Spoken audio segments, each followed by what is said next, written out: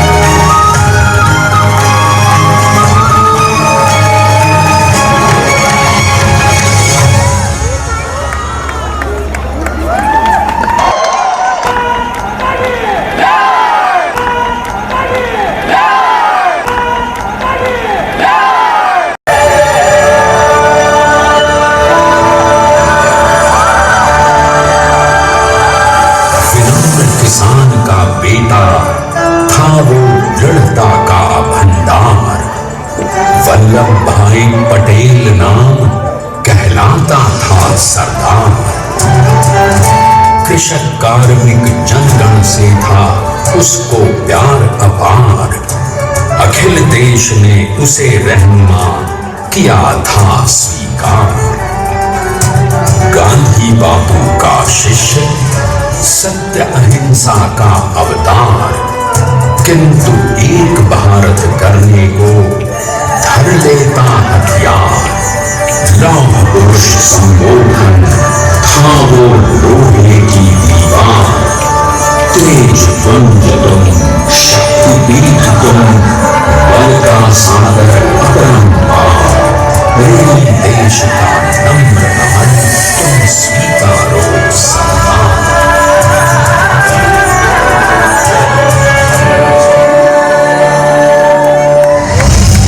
1857 में अंग्रेजों को ललकारने वाले पहले स्वतंत्रता संग्राम के एक सक्रिय सिपाही थे झवेर भाई पटेल। करमसद गांव के इस बहादुर देशभक्त किसान और उनकी पत्नी लाड बाई के 5 बेटों और 1 बेटी में से चौथे पुत्र थे वल्लभ भाई। बालक वल्लभ ने करमसद के बाद नडियाद से अपनी हाई स्कूल की शिक्षा पूरी की। फिर 13 साल की उम्र में उनकी शादी भी हो गई, छोटी सी झवेर बाई से।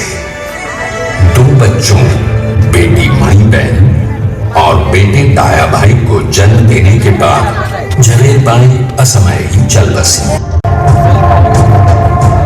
सदी बदलने और 20वीं सदी आने पर उनका जीवन भी एक चमत्कार की तरह बदला। पीडर का इम्तिहान पास करके वो वकालत करने लगे। पहले गोधरा, फिर आनंद और उसके बाद अहमदाबाद में। मगर जल्द ही वकालत छोड़कर वो बैरिस्टर बनने की इच्छा से इंग्लैंड चले गए। लंदन में बैरिस्टरी में अव्वल आने और वजीफा जीतने वाले वो अनोखे भारतीय थे। तो अहमदाबाद की वरिष्ठ अदालत में बैरिस्टर पटेल की जिरह और जीतों की धूम मच गई।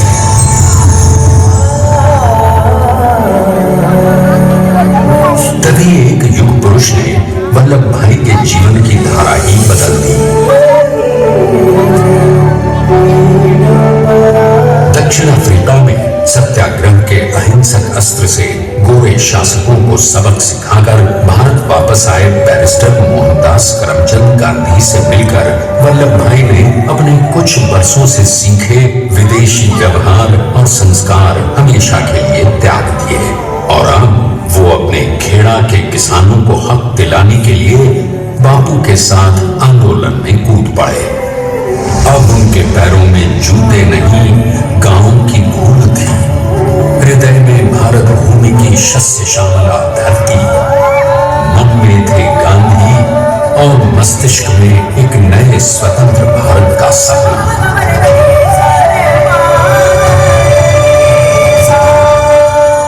तभी बारडोली के मजबूर मजलूम किसानों की यातना का समाचार उनके पास पहुंचा।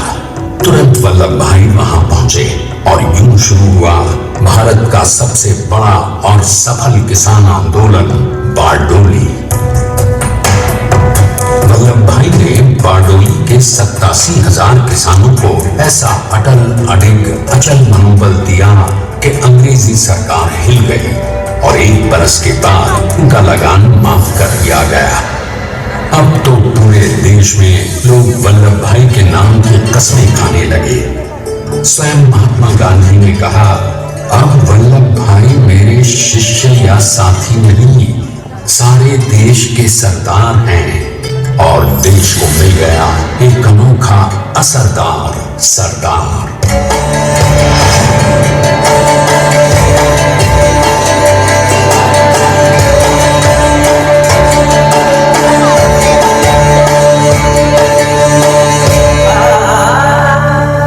सरदार पटेल के नाम और देशभक्ति से अंग्रेज डरकर कांपने लगे। 1930 के नमक सत्याग्रह और दांडी कूच में वो बापू से भी पहले गिरफ्तार किए गए। तो 1932 में फिर उन्हें बापू के साथ ही जेल में 2 सालों के लिए डाल दिया गया। मगर आजादी के दीवानों को, स्वतंत्रता के परवानों को कौन गिरफ्तार कर पाया है। जेल से छूटते ही सरदार को कांग्रेस के नए राष्ट्राध्यक्ष पद पर चुना गया और उनकी सरपरस्ती में राष्ट्रवादी भारतीयों ने तमाम ब्रिटिश सूबों में जीत हासिल कर वहां अपनी स्थानीय सरकारें बनाई।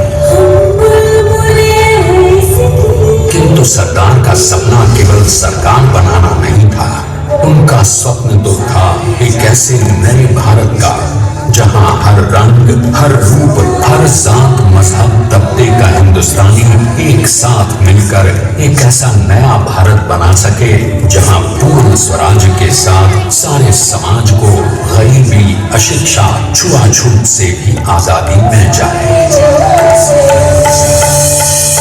इसकी पहली रणनीति थी भारत को अंग्रेजों की गुलामी से आजादी, ताकि भारत के लोगों की अपनी सरकार सबके साथ और सबके विकास के लिए काम कर सके। बापू की अगुवाई में अब देश ने अंग्रेजों को अंतिम चेतावनी दे दी, करेंगे या मरेंगे, क्विट इंडिया, अंग्रेजों भारत छोड़ो। बस फिर क्या था, संघर्ष की रणभेरी बची।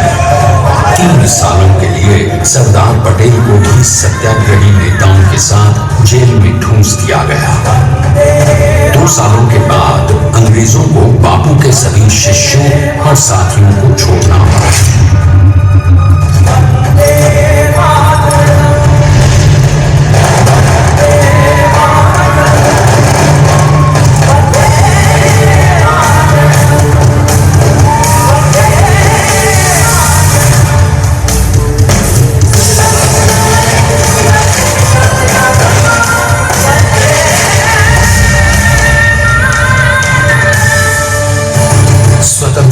स्वप्न के सच होने के साथ अब सरदार पर कई एक नई जिम्मेदारियां थीं। आने वाली आजादी की तैयारी, और एक नए भारत के लिए नए लोकतांत्रिक संविधान की संरचना। जैसा उनके साथी ने खुद कहा था, सरदार ने ही छेनी हथौड़ी लेकर एक नए भारत को उकेरा है।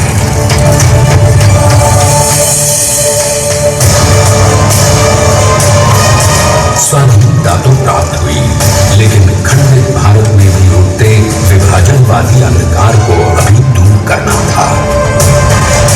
जब देश के खंड खंड होने का भय उत्पन्न होने लगा, तो सरकार ने निर्भय होकर खुद अपनी केंद्र सरकार और साथियों को भी चुनौती दे डाली और जम्मू कश्मीर को बचाने के लिए सारे देश का आकाश वायुयानों से भर गया।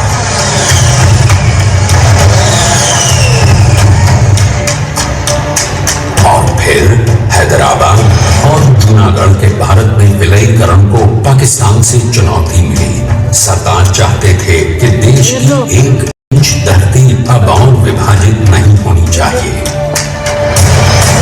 नए भारत को एक करने के लिए समझा बुझाकर मना कर 565 रियासतों को सरदार ने अपनी सूझबूझ, सदाशयता, संबल से एक नए स्वतंत्र भारत का अभिन्न अंग बना लिया। हमारे इतिहास में अखंड भारत के पुरुषार्थ का ये एक महानतम अध्याय है। जैसा उन्होंने स्वयं कहा था, हमें नए धागों को पुराने ताने बाने में ऐसे पिरोना है कि एक दूसरे में गुंथ जाए और बेहतरीन बनावट वाला एक नया भारत उभर कर सामने आ सके। अंततः अपने वज्र दृढ़ संकल्प से एक नया विराट विशाल एक भारत श्रेष्ठ भारत बनाकर दिखाई दिया सरदार ने। संसार के सबसे बड़े प्रजातंत्र के शिल्पी को प्रणाम करने के लिए देश ने बनाया है ये समर्थ स्मारक। स्वाधीन भारत को समर्थ भारत में बदलने वाले सरदार पटेल को समर्पित प्रेरणा तीर्थ भी है। प्रधानमंत्री श्री नरेंद्र मोदी के नेतृत्व में बनी विश्व की इस विशालतम प्रतिमा के सामने आकर सारी दुनिया जैसे स्वयं ही नतमस्तक हो जाती है।